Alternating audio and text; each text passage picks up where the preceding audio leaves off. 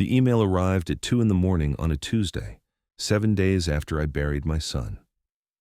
I was awake because sleep had become unreliable. The house made noises I had never noticed when it held 3 people instead of 1. I sat at the kitchen table with my laptop open, reviewing nothing in particular, when the notification appeared. The sender line read, Michael Brennan. My son's name. His work email address, the one tied to the firm where he had been a junior portfolio manager for 3 years. The subject line was blank. There was a single attachment, a compressed file marked MB Final Documentation.zip, and 4 words in the body. Dad, you need this. I did not open it immediately. My hand moved to close the laptop, then stopped. The timestamp showed the email had been sent 11 minutes prior, which meant it was sent at 1:51 a.m. on November 14th. Michael's plane had gone down over the Atlantic on November 6th. The recovery effort had found wreckage and personal effects, but no bodies. The memorial service had been on the 10th. The house still smelled faintly of the flowers people had sent, lilies mostly, their heavy sweetness lingering in the corners. I looked at the screen until my vision blurred, then refocused. The sender field had not changed. I checked the email headers, something I had learned to do years ago during a phishing incident at work. The metadata trail looked legitimate, routed through the firm's secure server with valid authentication tokens. The sent timestamp in the headers matched the displayed time. Either someone had gained access to Michael's email account after his death, or the message had been scheduled to send automatically. Neither option made sense with the phrasing of the message. It was too direct, too familiar. It sounded like Michael. I did not believe in ghosts. I believed in evidence and process. For 26 years, I had worked as a compliance officer for mid-sized financial institutions, reviewing transactions and identifying irregularities. My job was to notice patterns that others missed, to ask questions that made people uncomfortable, and to document findings without editorializing. That training did not leave room for supernatural explanations. Someone had sent this email. Someone living. The question was why they had made it look like it came from Michael, and what they wanted me to find in that attachment. I made coffee first. The ritual steadied my hands. While the machine hissed and dripped, I opened a notepad file and wrote down what I knew. Michael had been flying to a conference in London, a gathering of portfolio managers and wealth advisors that his firm sponsored annually. He had been scheduled to present on emerging market strategies, a topic he had spent weeks preparing. The flight had experienced catastrophic mechanical failure 90 minutes after takeoff. 218 people had been on board. The investigation was ongoing, but preliminary reports suggested an EAOTO, engine turbine fracture. There was no indication of foul play. Michael had been 31. He had been my only child. His mother had died from an aneurysm when he was 14, a sudden collapse in the kitchen one afternoon that left no time for goodbyes.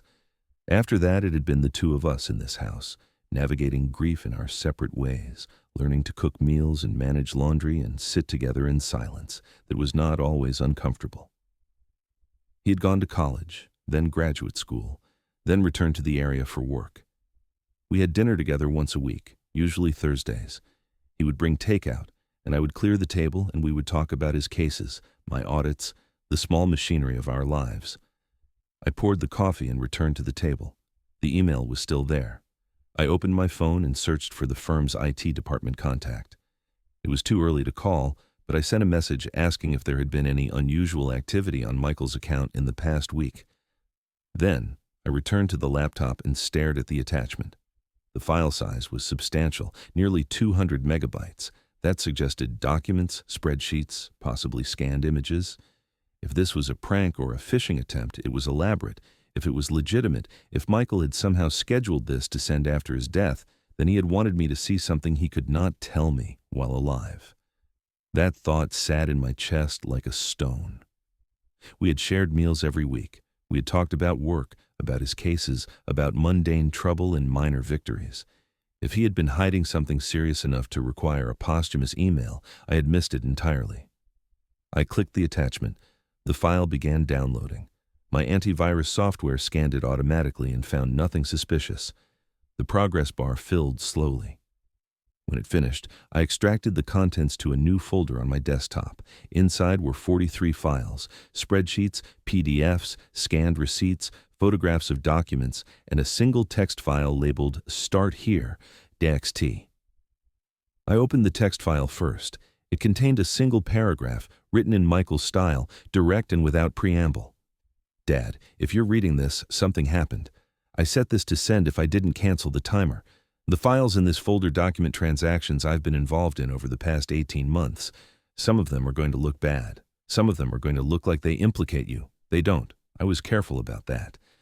But if I'm gone and this comes out, people are going to start asking questions. I need you to understand what happened before anyone else does. Start with the file called Overview. I'm sorry I didn't tell you sooner. I thought I could fix it. I read the paragraph 3 times. The phrasing was precise and familiar, the kind of thing Michael would write in an email when he was trying to be efficient. But the content made no sense. Transactions that implicate me. I had not been involved in Michael's work beyond hearing second-hand accounts over dinner. I had never reviewed his cases or consulted on his portfolio decisions. My firm and his operated in entirely separate domains. There was no overlap, no shared clients, no reason for my name to appear in any of his documentation. I opened the file called Overview. It was a spreadsheet meticulously organized with columns for dates, transaction amounts, account numbers, and notes. The first entry was dated 16 months prior. The account number in the first column was one I recognized immediately. It was mine. My personal brokerage account, the one I had opened years ago to manage retirement savings and a small inheritance from my father's estate. The transaction amount was listed as $78,000, marked as a transfer out. The notes column read, routed through offshore clearinghouse, returned via structured deposits to MB accounts. I scrolled down. There were more entries, dozens of them, all following the same pattern. Money moving out of my account, sometimes in large sums, sometimes in increments small enough to avoid automatic reporting thresholds. Each transaction was noted as routed through various intermediaries before returning to accounts marked with Michael's initials. The dates spanned 16 months. The total amount listed at the bottom of the spreadsheet was just over $900,000. I closed the laptop. I stood up. I walked to the sink and poured the coffee down the drain because my hands were shaking and I did not trust myself to hold the cup. Then I returned to the table and opened the laptop again because closing it would not make the spreadsheet disappear. The numbers were still there. I cross-referenced the dates with my own brokerage statements, pulling them up on my phone. Every transaction matched. $78,000 on March 3rd, $42,000 on April 19th, $36,000 on May 7th. I had not authorized any of them. I checked my statements every month, a habit born from years of auditing other people's mistakes, and I had never seen these withdrawals. The balances in my monthly summaries had remained consistent, even growing slightly as dividends reinvested and markets rose. Someone had edited the statements I received. Someone had made the money disappear from my account and reappear in their summaries as if nothing had changed. I opened the next file in the folder. It was a scanned image of a document, a power of attorney form dated 2 years prior. The signature at the bottom was mine. I recognized the pen strokes, the way the capital B in Brennan looped slightly too far to the left, but I had no memory of signing this document. The form granted Michael full authority to manage my financial accounts, to execute trades, to move assets, to act on my behalf in all matters related to investments and banking. It was notarized. The notary's seal looked legitimate, embossed and signed. The witness signature belonged to someone named Carla Medina, a name I did not recognize. I had never signed this document, I was certain of that, but the signature was mine, or close enough that any examiner would accept it as authentic. Michael had been good with details. He had always been good with details. The next file was a series of emails exported as PDFs showing correspondence between Michael and a contact at an offshore management firm. The emails discussed structuring transactions to minimize visibility and avoid triggering regulatory reviews. They referenced account numbers that matched the ones in the spreadsheet. They used careful language, never explicitly stating anything illegal. but the intent was clear. Michael was moving money out of accounts he controlled, running it through foreign intermediaries to obscure the trail, then returning it to accounts under his own name. The emails referred to me as the primary, a clinical term that made me sound like a resource rather than a person. One email, dated 8 months prior, included a line that made me stop reading. The primary remains unaware. Monthly statements are adjusted before delivery. No issues anticipated unless external audit is triggered. I had taught Michael to be thorough. When he was young and struggling with school projects, I had shown him how to organize information, how to track details, how to build a case that would withstand scrutiny. I had shown him my work audits, explaining how I traced discrepancies and documented findings. He had listened carefully, asking good questions, taking notes. I had thought I was teaching him integrity. Apparently, I had taught him technique. The rest of the files painted a clear picture. Michael had accessed my accounts using forged documents and falsified authorizations. He had siphoned money systematically, moving it through a network of offshore accounts before depositing it into portfolios he controlled. The amounts were large enough to matter, but small enough to avoid immediate attention. He had altered my monthly statements using software that replicated my brokerages, formatting perfectly. He had built an elaborate structure to hide theft, and he had made it look like I was complicit. If anyone investigated, the paper trail would lead back to me. The power of attorney bore my signature. The accounts were mine. The pattern of transfers, if viewed without context, would suggest I was either laundering money or evading taxes, possibly both. And then Michael had died, and the timer on this email had counted down, and now I was sitting in my kitchen at 3 a.m. looking at evidence of my son's betrayal. I did not cry. I had cried at the memorial service, standing in front of people I barely knew while they offered condolences that felt like scripts. I had cried the night after the service, alone in this house, overwhelmed by the absence of the person who should have been sitting across from me making sense of things. But now I felt something colder and more clarifying. Michael had stolen from me. He had forged documents. He had built a scheme designed to protect himself and to implicate me. And then he had died, possibly believing the timer would never run out, possibly forgetting he had said it at all. The why of it mattered less than the what. I could speculate about debts or pressure or a dozen other motives, but speculation would not change the evidence. I needed to understand the full scope of what he had done and how much damage remained. I spent the rest of the night reviewing the files. By the time morning light began filtering through the kitchen window, I had mapped the structure. 9 offshore accounts, each registered to shell companies with deliberately opaque ownership. 12 domestic brokerage accounts under Michael's name or entities he controlled. A network of transfers designed to move money in irregular patterns, avoiding the kind of repetitive behavior that triggers algorithmic fraud detection. The total amount Michael had taken was close to $930,000, most of it from my retirement savings, some from an estate account I had been managing for a cousin who had died without heirs. That second theft was smaller, only $60,000, but it implicated me in mishandling fiduciary responsibilities. If anyone discovered this, I would not only lose my savings, I would face criminal charges. Michael's note had said he thought he could fix it.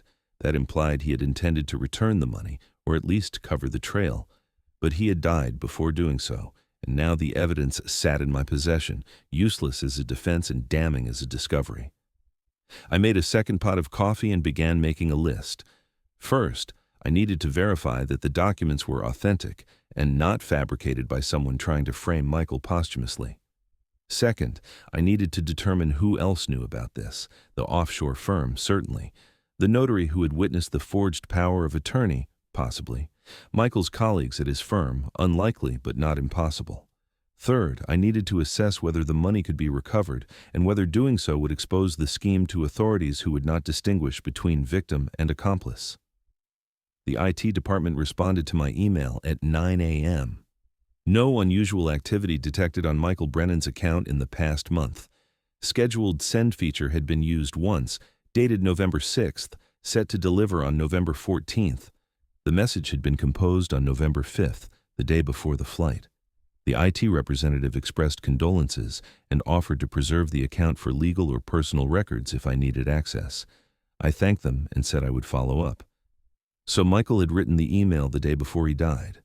He had set it to send a week later, giving himself time to cancel if he returned.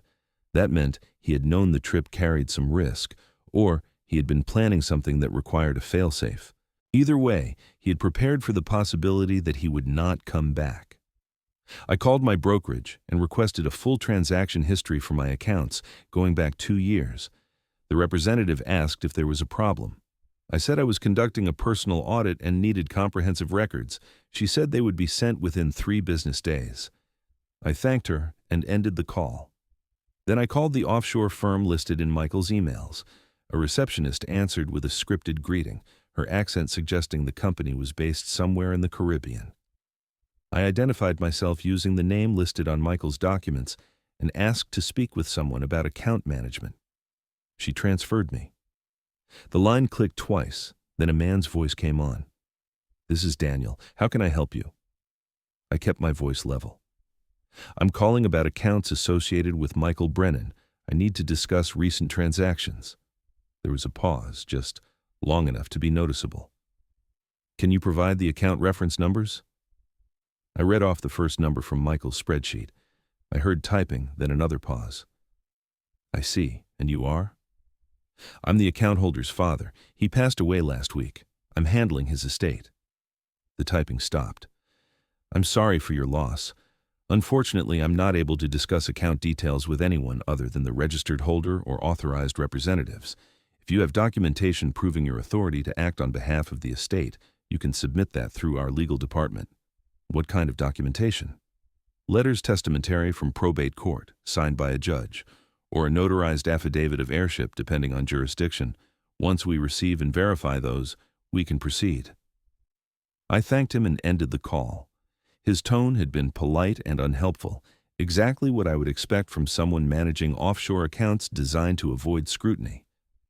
He had not asked which Michael Brennan I was referring to, which suggested he knew exactly who I meant. That confirmed the accounts were real. I began drafting a letter to my attorney, a woman named Patricia Lorne, who had handled my will and my late wife's estate. I explained the situation in factual terms, attaching copies of the documents Michael had sent. I did not editorialize or speculate. I presented the evidence and asked for her assessment of my legal exposure and options for recovery. Then, I saved the draft without sending it. I needed to think carefully about what happened once I involved an attorney. Lawyers were obligated to report certain kinds of misconduct. If Patricia concluded that a crime had been committed, she might have no choice but to disclose it, and I would lose control of the narrative. Instead, I decided to visit Michael's apartment. He had lived alone in a building 20 minutes away, a 1-bedroom unit he had rented since finishing graduate school. I had been there often enough to have a key. After the crash, I'd gone once to collect mail and make sure nothing was spoiling in the refrigerator. But I had not searched the space.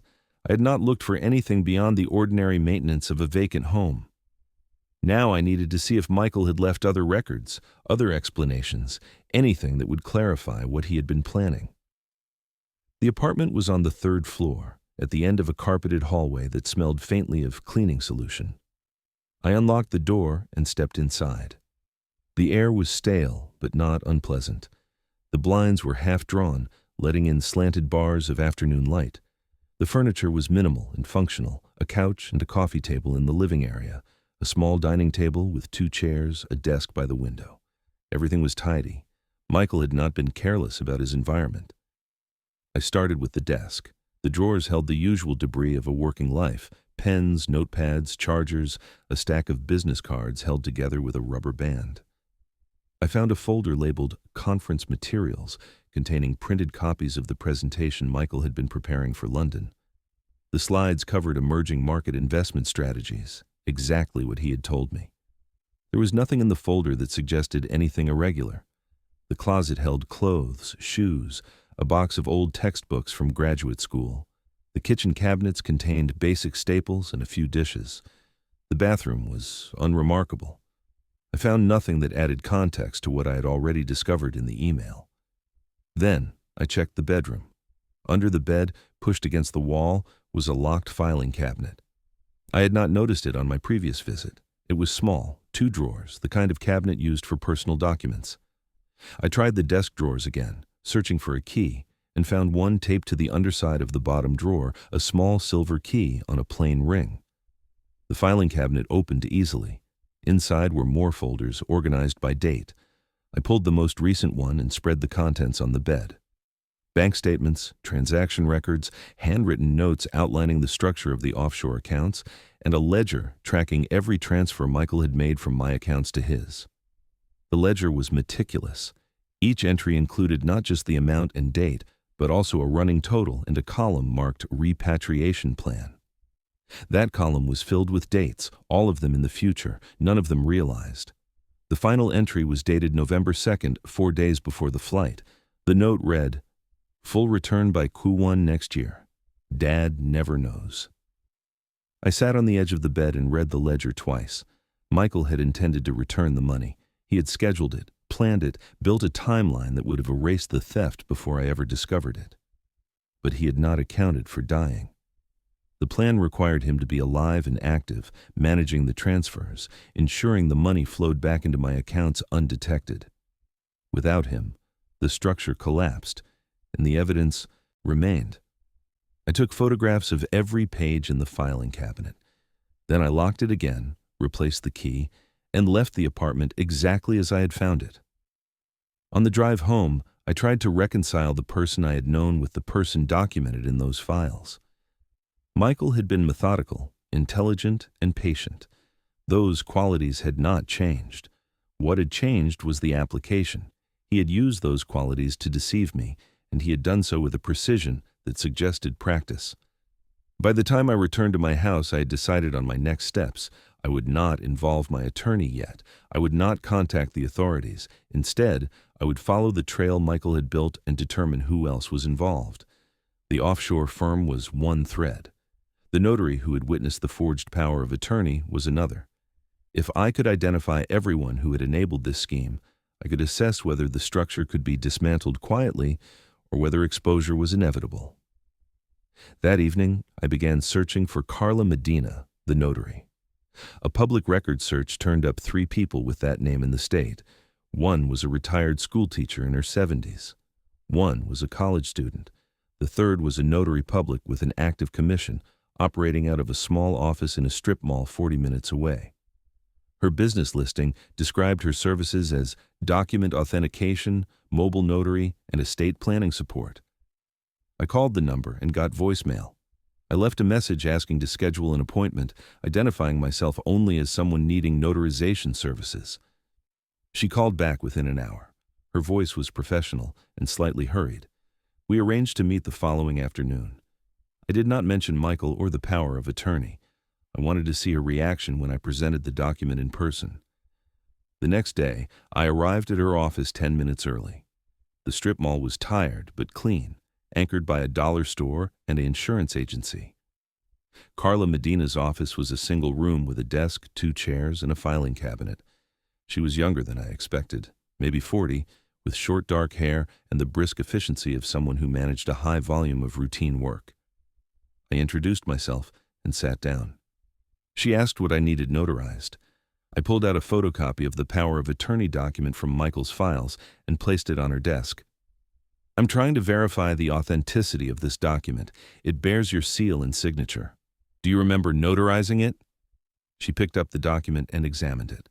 Her expression shifted slightly from polite professionalism to something more guarded. "When was this dated?" 2 years ago, November." She set the document down. "I don't keep records going back that far. If it has my seal and signature, I notarized it, but I handle dozens of documents every week. I'm not going to remember specific clients from 2 years ago unless there was something unusual. The signature here belongs to me. I did not sign this document." Her face went carefully neutral. "Are you suggesting this is a forgery?" "I'm suggesting the signature was added without my knowledge or consent. I'm trying to understand how that happened." She leaned back in her chair. "If you're alleging fraud, you should contact law enforcement. I'm not part of whatever dispute you're involved in." "I'm not alleging anything yet. I'm trying to gather facts. Did you meet with my son, Michael Brennan, when you notarized this? She hesitated. I'm not comfortable discussing specific clients without a subpoena. My son died 2 weeks ago. I'm his father. I'm trying to settle his affairs, and I need to know if this document is legitimate. Her expression softened slightly, but her tone remained firm. I'm sorry for your loss, but I still can't discuss client interactions without proper legal authority. If you believe a crime was committed, report it. If the police or a court subpoenas my records, I'll cooperate fully. I thanked her and left. Her reaction told me what I needed to know. She remembered Michael, or at least she remembered something about that transaction that made her defensive. Whether she had knowingly participated in fraud or had simply been negligent, I could not determine without more leverage, but she was a thread I could pull if necessary. Over the next week, I continued mapping the structure. The offshore firm refused to provide information without legal documentation, but I was able to trace several of the shell companies Michael had used. They were registered in jurisdictions known for minimal disclosure requirements. Dissolving them or recovering assets would require legal action in multiple countries, a process that would take years and cost more than the stolen funds were worth. I also received the transaction history from my brokerage. The records confirmed what Michael's spreadsheet had documented. Hundreds of thousands of dollars had moved out of my accounts over 16 months, always in patterns designed to avoid triggering alerts. The statements I had been receiving were falsified, edited to hide the withdrawals. The actual balance in my retirement account was nearly empty. The money I had saved over decades was gone. I did not contact the brokerage to report the fraud. Not yet. Once I did, the investigation would begin, and I would lose control of the process. Regulatory agencies would get involved. The police might get involved. My name would appear in reports and filings. Even if I was eventually cleared of wrongdoing, the damage to my reputation would be permanent. In my line of work, the appearance of impropriety was enough to end a career. Instead, I began preparing a different kind of response. I documented everything. I organized Michael's files into a clear narrative, showing the timeline of transfers, the forged authorizations, the offshore accounts. I wrote a detailed summary explaining what had happened and how I had discovered it. I included copies of every relevant document. Then, I sealed everything in a folder and placed it in a safe deposit box at a bank across town, separate from my usual accounts. If the scheme was ever discovered by external auditors or law enforcement, I would have a complete defense ready. The documentation showed I had been a victim, not a participant.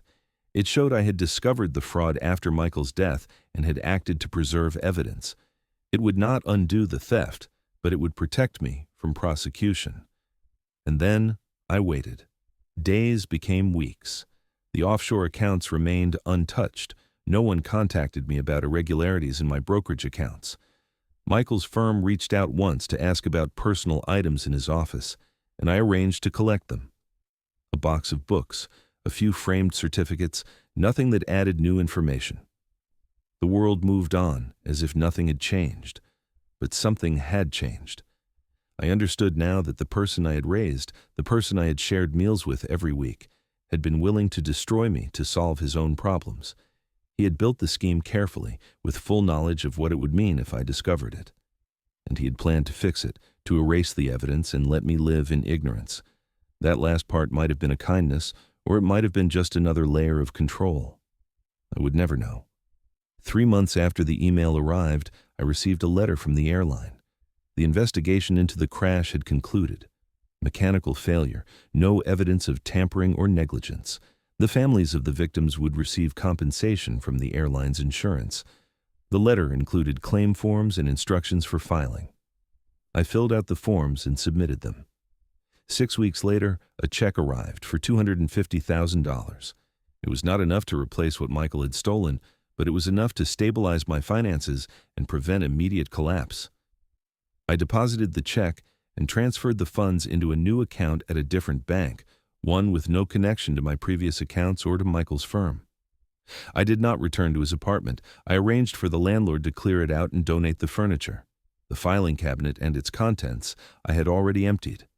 Those documents were now part of my archive, locked away with the rest of the evidence. I thought about reporting everything to the authorities. I thought about contacting Michael's firm and exposing what he had done. But both actions would have triggered investigations that would consume years of my life and accomplish nothing. The money was gone. Michael was dead. The people who had helped him, the offshore firm and the careless notary, would deny involvement or claim ignorance. I would be left with legal bills and a ruined reputation, and none of it would bring back what I had lost. So I chose a different path. I documented everything and secured it. I rebuilt my finances slowly, working past the age I had. Planned to retire. I stopped having dinner with people who reminded me of Michael. I stopped visiting the cemetery where he was memorialized, a marker with his name but no body beneath it. And I kept the email. I saved it in a folder marked Archive, along with all the attachments. Sometimes late at night when the house made its unfamiliar noises, I would open the file and read his note again. I thought I could fix it. 4 words that encapsulated everything wrong with what he had done. He had thought he could control the outcome, manage the variables, engineer a solution that left no evidence and no damage. He had been wrong, and I had been wrong to believe I knew him. The betrayal was not the theft. The betrayal was the assumption that I would never notice, that I could be managed like one of the accounts in his portfolio, a resource to be shifted and balanced and optimized. He had reduced me to a line item in a spreadsheet, and he had done it with the skills I had taught him. I still have the documentation. It sits in the safe deposit box, untouched, a complete record of what my son did and how he planned to cover it. I do not know if I will ever use it, but I know it is there, and that knowledge is enough. If anyone ever questions my accounts or my transactions, I have an answer. If anyone ever suggests I was complicit in Michael's crimes, I have proof otherwise. The house is quieter now. I sold it last year and moved to a smaller place where the silence does not echo. I work less, spend time on things that require no vigilance. I've learned to sleep through the night again, mostly. And I have learned that the people we think we know are sometimes just the stories we tell ourselves, built from fragments and assumptions, maintained by routine and familiarity. When those stories collapse, we are left with evidence and absence and the long work of deciding what to do with both. Michael sent me the truth because he knew I would need it. Whether that was an act of protection or an act of cowardice, I cannot say. But I have it now, and I carry it forward, a weight that does not lessen but becomes easier to hold as the years pass. That is the only resolution available. Not justice, not reconciliation, but clarity. And clarity, I have learned, is enough.